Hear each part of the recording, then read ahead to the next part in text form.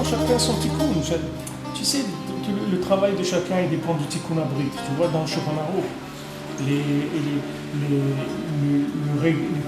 comment c'est régulé les rapports qu'un homme il doit avoir avec sa femme, c'est régulé d'après la parnassa de chacun. Tu vois, le Shulchan Aruch te dit voilà, celui qui est par exemple un matelot, c'est comme ça. Celui qui travaille comme ça, c'est comme ça. Parce que tout le lien du travail de chacun, il dépend du tikkun abrit. De combien quelqu'un il a réparé l'alliance. Plus quelqu'un il a réparé l'alliance, plus son travail il est facile dans la semaine. C'est-à-dire qu'il ne se fatigue pas, il ne s'épuise pas. Donc quand il rentre de Shabbat, dans Shabbat, il est léger. Il n'est pas... C'est pas que un effort physique, tu le ressens dans le physique. Mais Béhémet, ce qui est la fatigue qu'on ressent, ce n'est pas une fatigue physique. C'est une fatigue profonde. C'est la fatigue de faire passer, si tu veux, les éléments de l'extérieur à l'intérieur. C'est-à-dire que maintenant, plus quelqu'un il a réparé l'alliance, plus c'est facile pour lui de récupérer les éléments du champ et de les faire rentrer à la maison. C'est-à-dire que ces tris qu'il fait dans la semaine, ils se font beaucoup plus facilement parce qu'il est connecté. Maintenant, quand quelqu'un il n'est pas connecté, alors cette chose-là, elle est très difficile pour lui. C'est comme si tu prends l'évolution du monde. Avant, au début, quand ils ont commencé à faire des chariots, par exemple, ils ont fait avec des roues qui étaient carrées. Alors au début, ils avaient des roues carrées. Même les roues carrées, ils étaient contents, les gens. Alors ils poussaient des charrettes avec des roues carrées. Après, ils ont découvert le lien de faire des roues qui sont rondes. Et ça a été plus facile. Maintenant comme ça, il y a eu une facilité, comme ça, à chaque fois, plus de facilité dans le monde.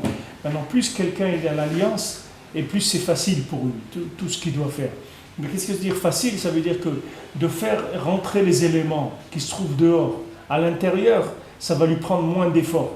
Donc quand il rentre dans Shabbat, il est plus léger, si tu veux. Il n'a pas été épuisé par le passage d'un côté à un autre. Tandis que celui maintenant, qui n'a pas l'alliance, alors ces deux mondes, le fait que l'alliance elle est faible, ces deux mondes qui sont chez lui séparés, c'est-à-dire le monde de la Kedusha et le monde du travail, ces deux mondes qui sont séparés, donc quand il passe les éléments d'un côté à l'autre, c'est ça qui le fatigue, Béhémet. Ce n'est pas le travail lui-même. Le même travail, il peut être fatigant ou pas fatigant. Tout dépend de l'individu, de son niveau d'alliance. C'est ça qui fait que ça va être plus ou moins fatigant. Mais c'est sûr que dans la semaine, la personne, elle doit pas dépasser la rigilout, c'est-à-dire travailler 6 heures, 7 heures, maximum 8 heures par jour. Et après, il a 16 heures. Il a 16 heures pour faire... il fait comme le Rambam dit, il est 3-8, il a 8 heures pour travailler. Et il a 8 heures pour étudier, pour prier. Et il a 8 heures pour manger et dormir. Il fait les 3-8. C'est l'air du Rambam. Alors c'est pour ça que quelqu'un, normalement n'importe qui travaille, il doit étudier et prier 8 heures par jour.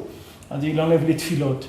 Les tfilotes, disons, de shachrit, ça lui prend, avec les déplacements et tout, 1h30. Disons une demi-heure, une demi-heure à vite, ça fait 2h30.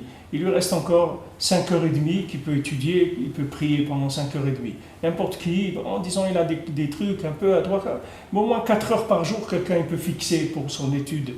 Que ce soit dans le jour ou dans la nuit, il a 4 heures qu'il peut attraper. Alors au moins Shabbat, au moins ces 4 heures-là qui les attrape Shabbat.